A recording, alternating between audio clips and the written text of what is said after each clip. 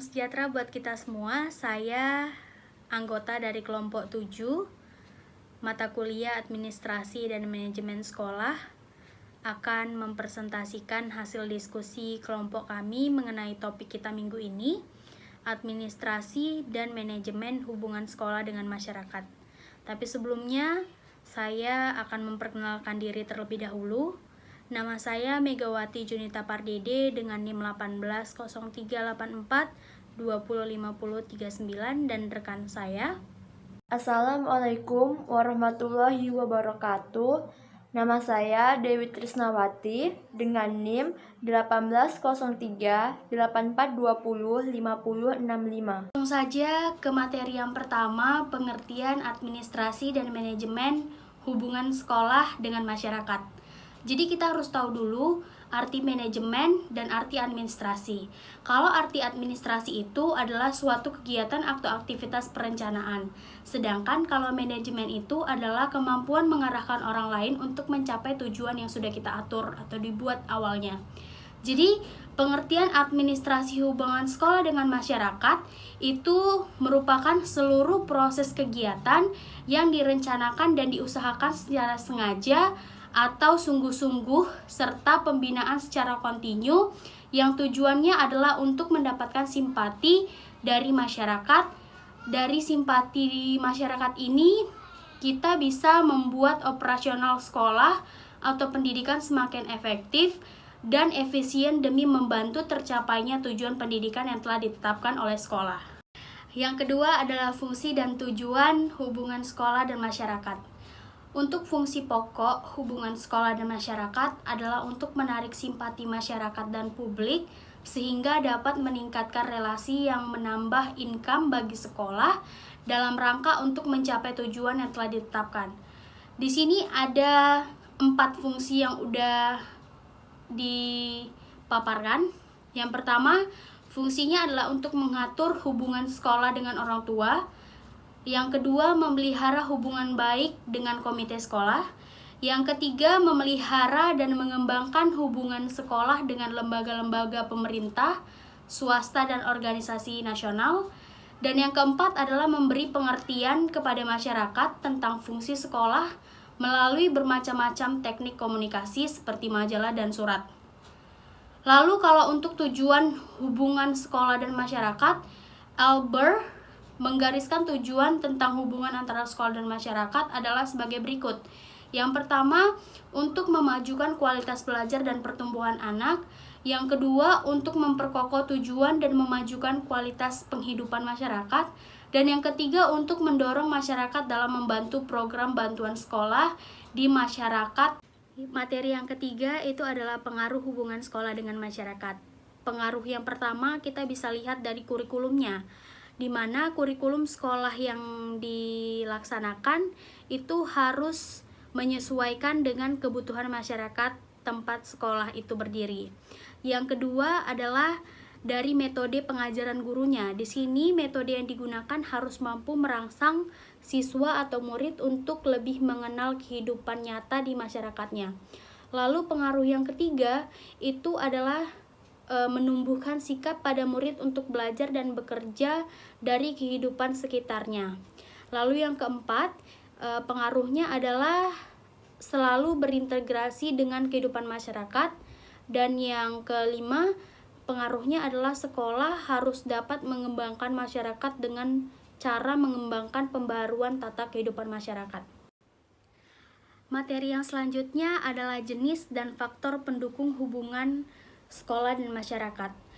Jenis hubungan sekolah dan masyarakat itu dapat digolongkan menjadi 3 jenis. Yang pertama adalah hubungan edukatif. Artinya hubungan ini adalah kerjasama dalam bentuk mendidik murid antara guru di sekolah dan orang tua yang ada di lingkungan keluarga. Lalu yang kedua adalah hubungan kultural, yaitu usaha kerjasama antara sekolah dan masyarakat yang memungkinkan adanya saling membina dan mengembangkan kebudayaan masyarakat tempat sekolah tersebut berada. Lalu hubungan yang ketiga adalah hubungan institusional, yaitu hubungan kerjasama antara sekolah dengan lembaga-lembaga atau instansi lain baik swasta maupun pemerintah, seperti hubungan kerjasama antar sekolah dengan sekolah lainnya. Lalu, faktor pendukung hubungan sekolah dengan masyarakat itu adalah kegiatan hubungan sekolah dengan masyarakat bisa berjalan dengan baik apabila didukung oleh beberapa faktor. Yang pertama adalah adanya program dan perencanaan yang sistematis. Lalu yang kedua, tersedia basis dokumentasi yang lengkap. Lalu yang ketiga adalah tersedia tenaga ahli terampil dan alat serta sarana dana yang memadai. Lalu yang terakhir, faktor pendukung hubungan masyarakat dengan sekolah adalah kondisi organisasi sekolah yang memungkinkan untuk meningkatkan kegiatan hubungan sekolah dengan masyarakat tersebut. Sekian materi dari saya, selanjutnya akan disambung oleh rekan saya Dewi Trisnawati. Materi yang kelima yaitu mengenai proses administrasi dan manajemen hubungan masyarakat. Yang pertama ada penyusunan program. Nah, penyusunan program hubungan masyarakat memperhatikan dana yang tersedia, ciri masyarakat, daerah jangkauan, sarana atau media, dan teknik yang akan dilaksanakan dalam mengadakan hubungan dengan masyarakat.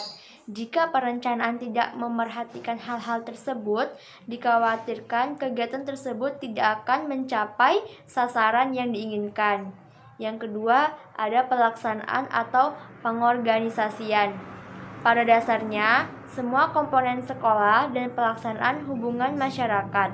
Oleh karena itu, tugas-tugas mereka perlu dipahami dan ditata, sehingga penyelenggaraan hubungan masyarakat dapat berjalan efektif dan efisien.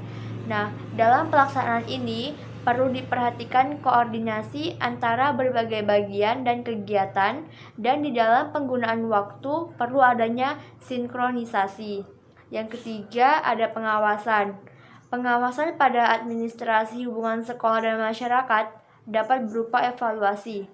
Hubungan masyarakat dan sekolah dapat dievaluasi melalui dua kriteria, yaitu efektivitas adalah sejauh apa tujuan yang tercapai, dan efisiensi adalah mengenai sumber daya potensi.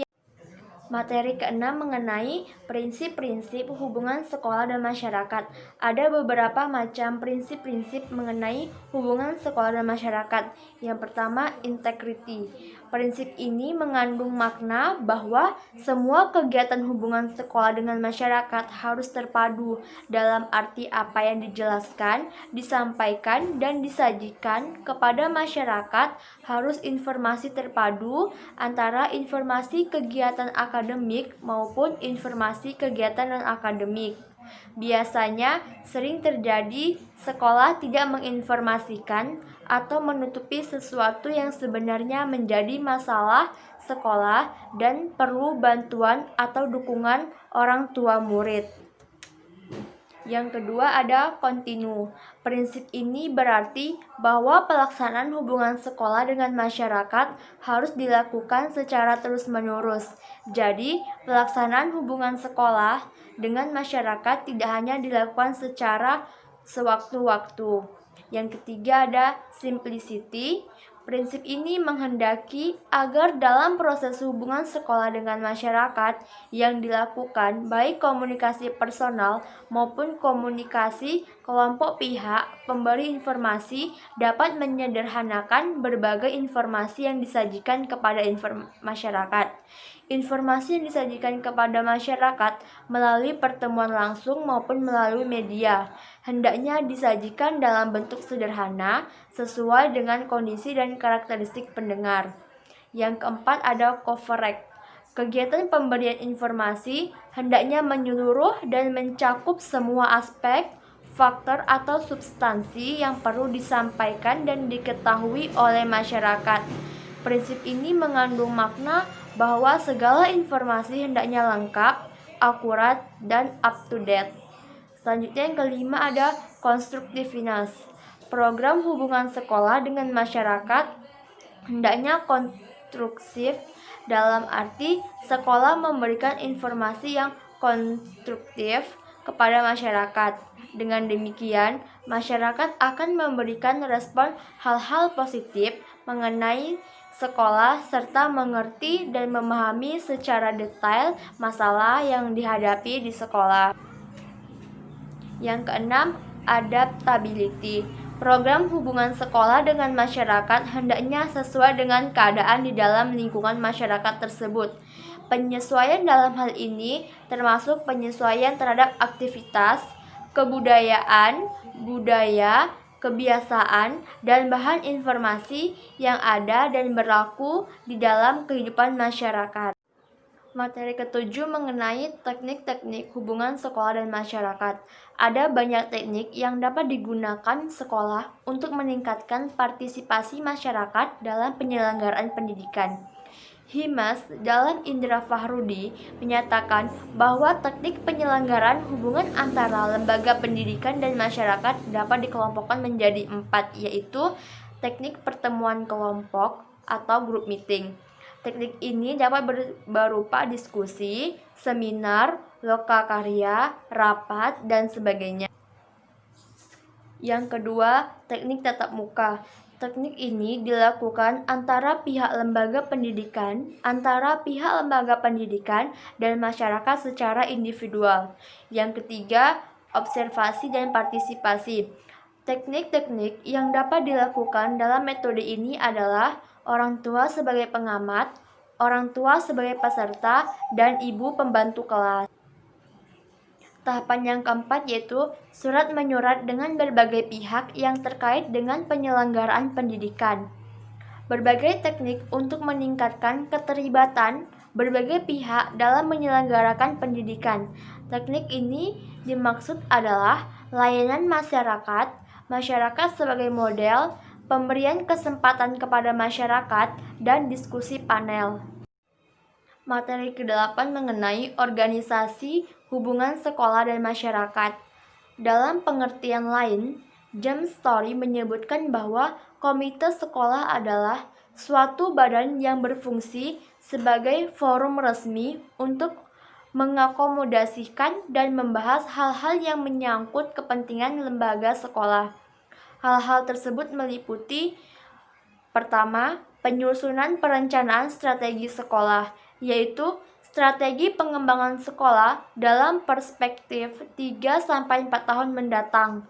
Dalam dokumen ini juga dibahas visi dan misi sekolah, analisis posisi untuk mengkaji kekuatan, kelemahan, peluang, dan tantangan yang dihadapi, kajian isu-isu strategi sekolah, perumusan program-program, dan perumusan strategi pelaksanaan program, cara pengendalian, dan evaluasinya.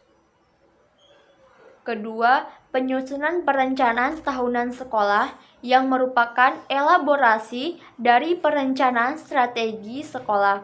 Yang ketiga, mengadakan pertemuan untuk menampung dan membahas berbagai kebutuhan, masalah, aspirasi, serta ide-ide yang disampaikan oleh anggota komite sekolah. Yang keempat, memikirkan upaya-upaya untuk memajukan sekolah, terutama yang menyangkut kelengkapan tentang fasilitas sekolah, fasilitas pendidikan, pengadaan biaya pendidikan bagi pengembangan keunggulan kompetitif dan komparatif sekolah sesuai dengan aspirasi sekolah. Yang kelima, mendorong sekolah untuk melakukan internal monitoring dan melaporkan hasilnya untuk dibahas dalam forum komite sekolah. Yang keenam, membahas hasil-hasil tes standar yang dilakukan oleh lembaga dalam menjaga jaminan mutu serta memelihara kondisi pembelajaran sekolah sesuai dengan tuntutan standar minimum kompetensi siswa. Yang ketujuh, membahas laporan tahunan sekolah sehingga memperoleh penerimaan komite sekolah. Yang kedelapan, memantau kinerja sekolah yang meliputi manajemen sekolah, kepemimpinan kepala sekolah, mutu belajar mengajar termasuk kinerja para guru, hasil belajar para siswa, disiplin, dan tata tertib sekolah baik dalam aspek intra maupun ekstrakurikuler. Sekian penjelasan materi dari kelompok 7 mengenai administrasi dan manajemen hubungan sekolah dengan masyarakat. Terima kasih atas kesempatan dan waktu yang telah teman-teman berikan. Akhir kata, saya sebagai moderator mengucapkan terima kasih dan salam sejahtera buat kita semua.